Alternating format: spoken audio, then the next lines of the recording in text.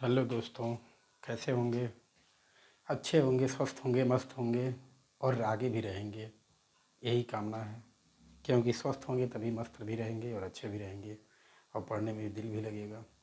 तो आइए, रिवीजन की अगली श्रृंखला हम लोगों की जारी है। इस श्रृंखला में हम इस बार लाए हैं अशोक के शिलालेख। अशोक के 14 शिलालेख जो बहुत ही इंपॉर्टेंट होते हैं।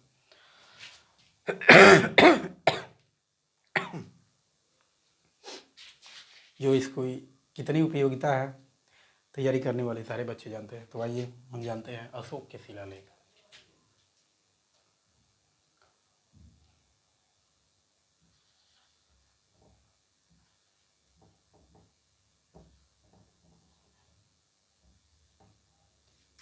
अशोक के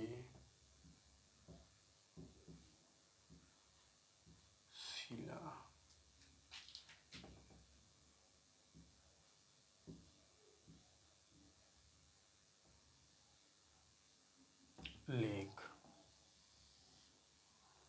आइए हम यहाँ पे मेंशन करने चल रहे हैं बारी बारी से।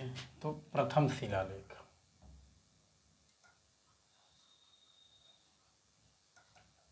प्रथम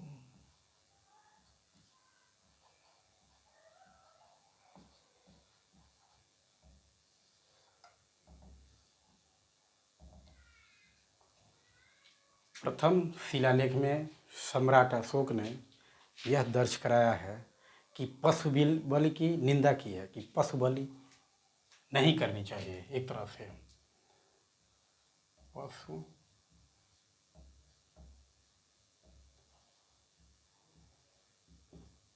बलि की निंदा की गई है। यानी कि प्रथम शिलालेख में इन्होंने पशु हत्या, पशु की बलि देना, इसको सीधे सीधे सम्राट अशोक ने यह अपराध माना है, इसलिए इसकी निंदा की है। यानी आमतौर पे इन्होंने यह दर्शाया है अपनी जनता को कि पशु बलि नहीं देनी चाहिए, पशु की हत्या नहीं करनी चाहिए।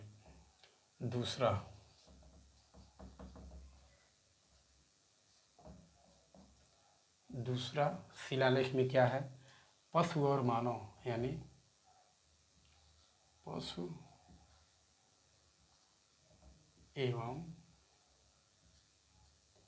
मानव की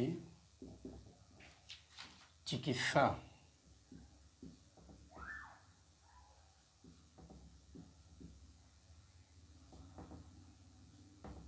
व्यवस्था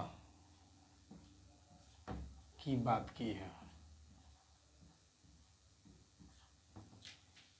है। यानी पशु और मानव को दोनों की स्वास्थ्य सुविधाओं को देखते हुए ये चिकित्सा व्यवस्था के दुरुस्त रहने के लिए ये दूसरे शिलालेख में दर्ज कराया है कि जहाँ मानव की चिकित्सा व्यवस्था बेहतर होनी चाहिए, वहीं पशु की भी चिकित्सा व्यवस्था बेहतर होनी चाहिए।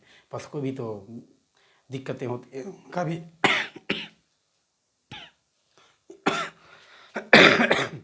उनको भी तो दवा की आवश्यकता होती है, उनका भी तो तबीयत खराब होता है।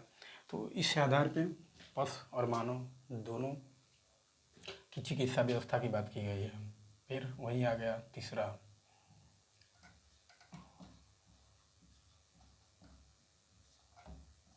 तीसरे में क्या कहा गया है कि राजकीय अधिकारियों के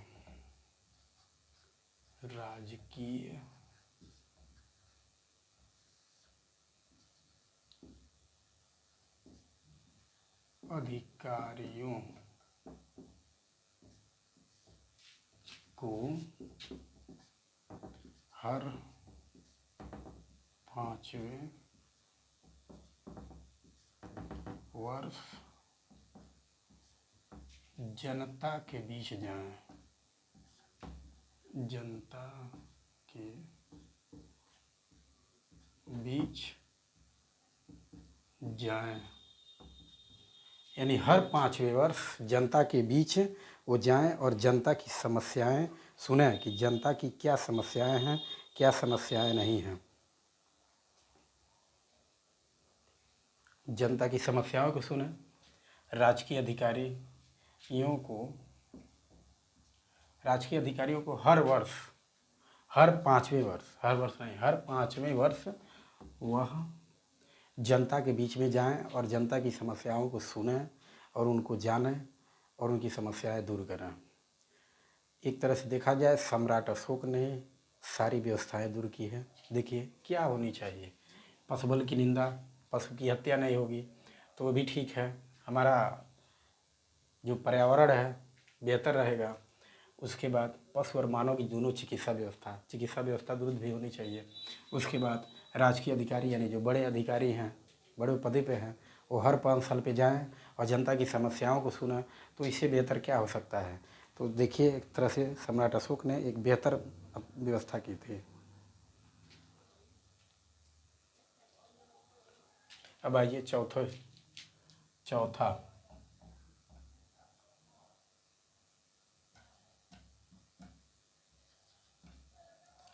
चौथा शिलालेख में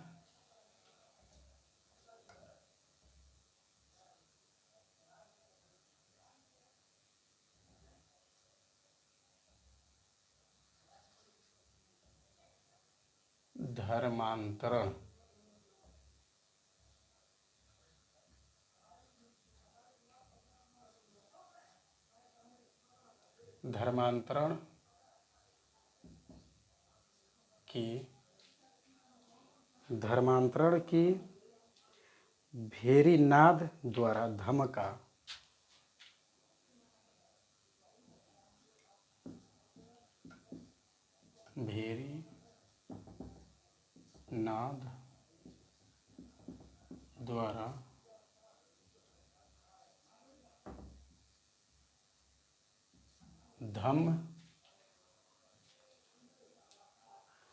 का उद्घोष किया गया है।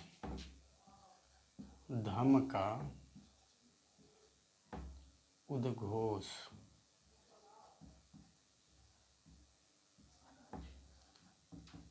की बात की गई है। यानी धर्मांतरण की भेरीनाद धम्म का उद्घोष किया गया है। चतुर्थ शिलालेख में सम्राट अशोक ने यह दर्ज किया गया है। और पांचवा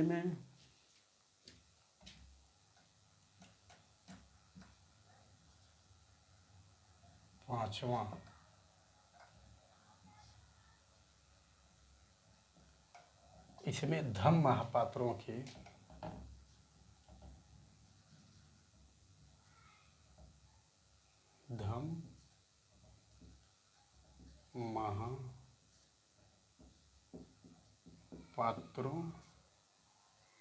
की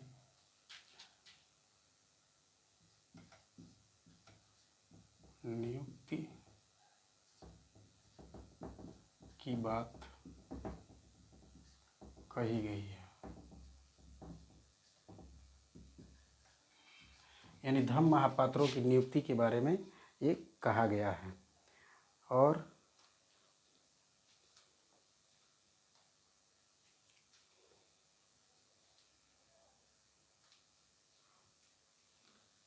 महापात्रों की नियुक्ति की बात की गई है किसमें, 5वें में। अब 6वां में क्या है,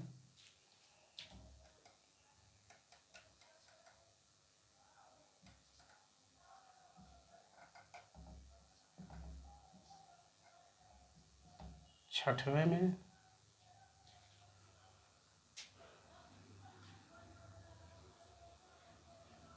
आत्मनियंत्रण शिक्षा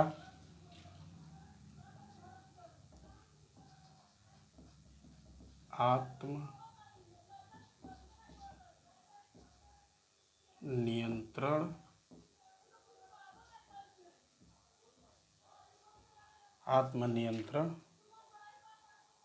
एवं शिक्षा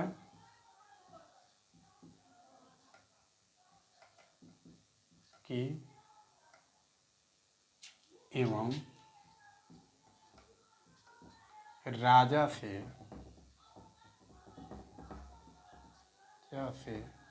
किसी भी समय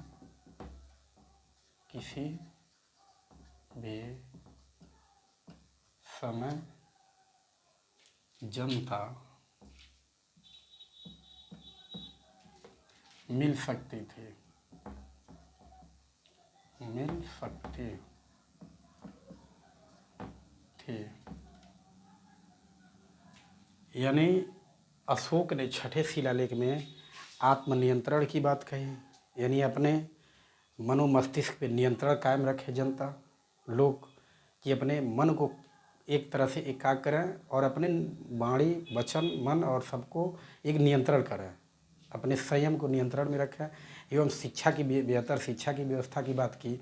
और ये भी कहा कि राजा से आम जनता कभी भी मिल सकती है, उसके लिए कोई पाबंदी नहीं, जो उसके लिए हमेशा दरबार खुला हुआ है। और सातवें में है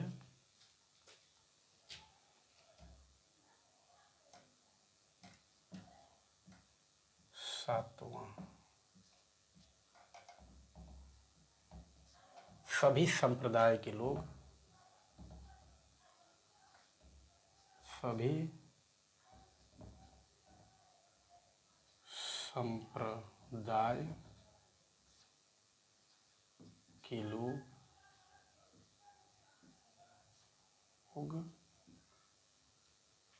समान है।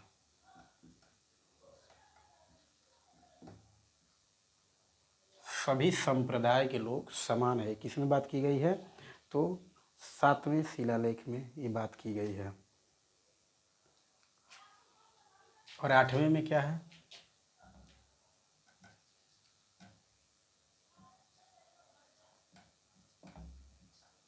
आठवें में सम्राट के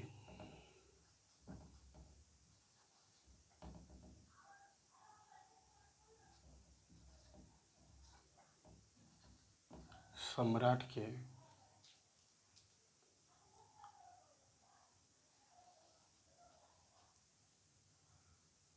धर्मांतरण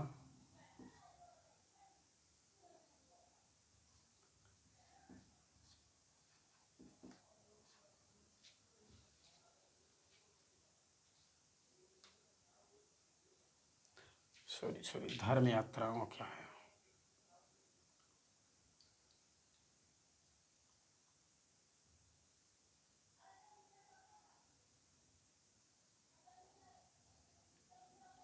धर्म यात्राओं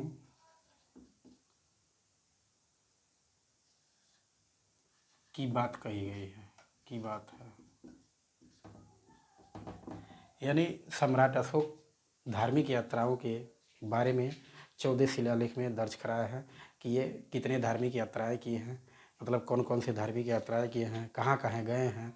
इससे यह पता चलता है कि सम्राट अशोक किसी भी धर्म को न ठेस पहुंचाते हुए एक धर्म में, यानी जो भी धर्म में मानते थे उस धर्म में आस्था रखते थे, इसलिए ये यात्राएं भी, धार्मिक यात्राएं भी किए हैं।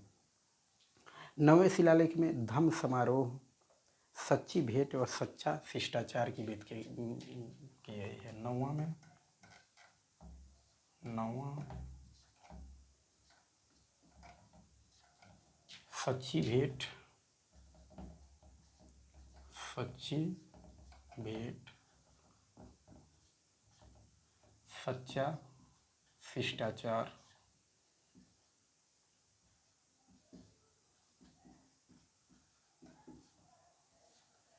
यानी सच्ची भेंट, किसी को अगर सम्मानित करना है, पुरस्कृत करना है तो उनको बेहतर तरीके से भेंट किया जाए, सच्चा शिष्टाचार हो, आचार हो, आचरण हो, किसी को ठेस न पहुँचे, ये 9वें शिलालेख में मेंशन किए हुए हैं।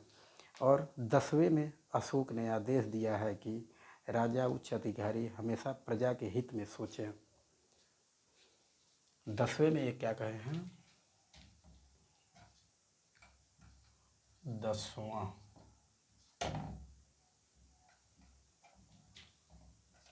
राजा एवं उच्च अधिकारी, राजा एवं उच्च अधिकारी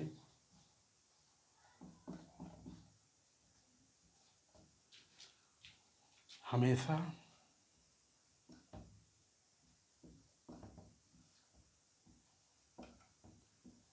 जनता के हित में सोचें। यानी जनता के बारे में सोचते विचारते रहें। उच्च अधिकारी और राजा, ये दोनों क्या हैं? एक हस्ती होते हैं। तो 10वें शिलालेख में सम्राट अशोक ने यही कहा है। और 11वें में धम्मनीति के बारे में बात की गई है।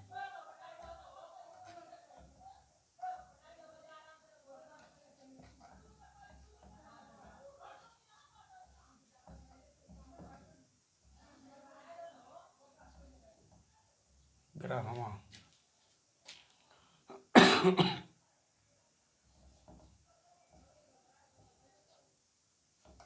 धम्म नीति की बात की गई है। यानी धम्म नीति के बारे में ये बताया गया है।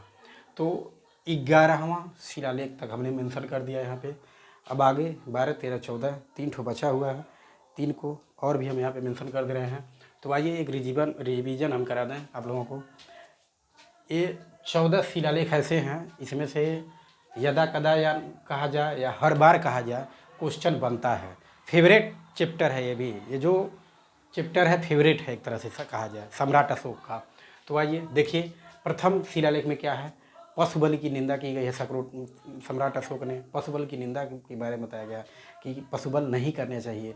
दूसरा में क्या कहा गया है? मानव और पशु समान चिकित्सा व्यवस्था होनी चाहिए। जिस तरह से मानव की चिकित्सा व्यवस्था होनी चाहिए, उसी तरह पशु का भी चिकित्सा व्यवस्था होनी चाहिए। उसी तीसरे में राजकीय अधिकारियों को हर 5वें वर्ष जा कर के जनता के बीच में उनकी समस्याओं को सुनना चाहिए। और चौथे में धर्मांतरण की बात की गई है। 5वें में धम्म महापात्रों की नियुक्ति की बात की गई है। 6ठे में आत्मनियंत्रण और शिक्षा के बारे में बताया गया है।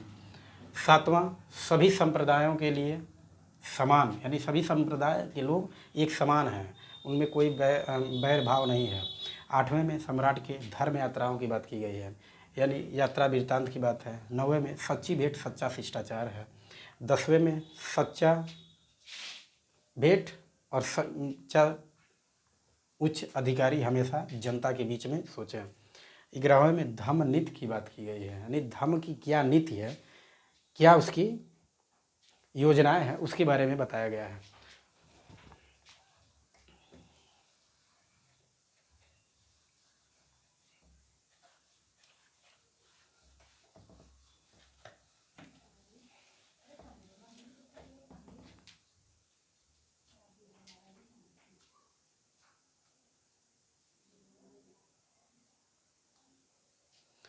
अब 11वें तक बता दिए थे, 12वां देखिए।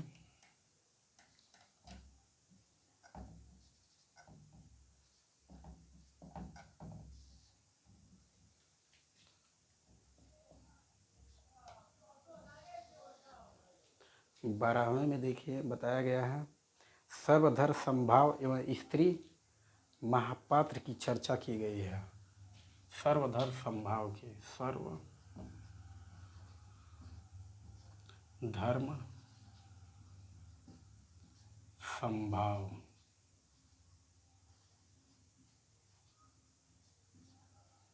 एवं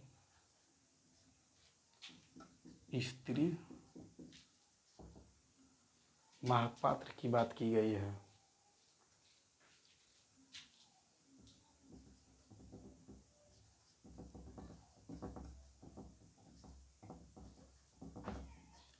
की चर्चा की गई है। यानी सर्वधर्म समभाव, सभी धर्म के लोग समान हैं। और स्त्री महापात्र के बारे में भी चर्चा की गई है। किसमें? 12वें शिलालेख में। 13वें शिलालेख में एक इम्पॉर्टेंट शिलालेख है यह।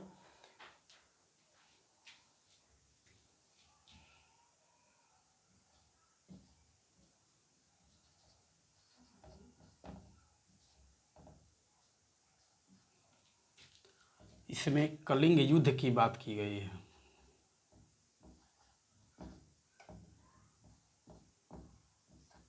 कलिंग युद्ध के बारे में, कलिंग युद्ध के बारे में बताया गया है और यह पड़ोसी राज्यों के बॉर्डर के बारे में भी बताता है।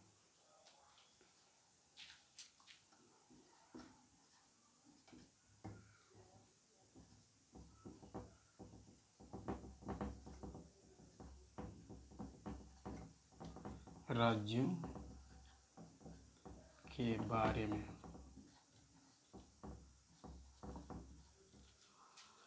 कलिंग युद्ध, ये 13वां शिलालेख जो है कई बार एग्जाम में पूछा गया है। लगभग कहा जाए तो सैकड़ों बार, हजारों बार पूछा गया है। कलिंग युद्ध में अशोक के शिलालेख में किसका वर्णन है, किस चीज़ का वर्णन है, हमेशा बताया गया है। तो कलिंग युद्ध में 13वें शिलालेख के बारे में बताया गया है एवं पड़ोसी राज्यों के बारे में भी, यानी जो राज्य है हमारा उसके बारे में भी इसमें बताया गया है, जो इर्द गिर्द के बगल के राज्य हैं। और 14वें में क्या है, लास्ट वाले में,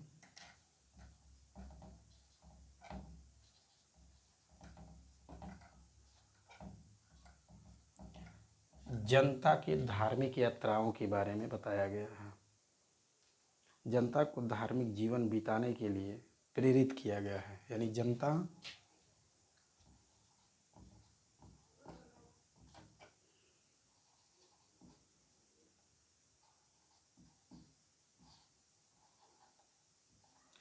धार्मिक जीवन व्यतीत करा।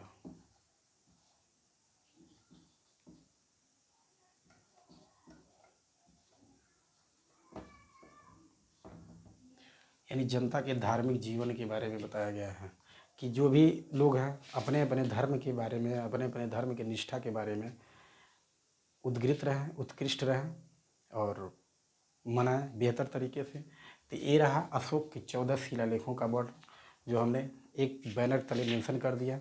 देखते रहिए, लाइक करिए, शेयर करिए। रिवीजन की श्रृंखला इसी तरह जारी रहेगी। धन्यवाद।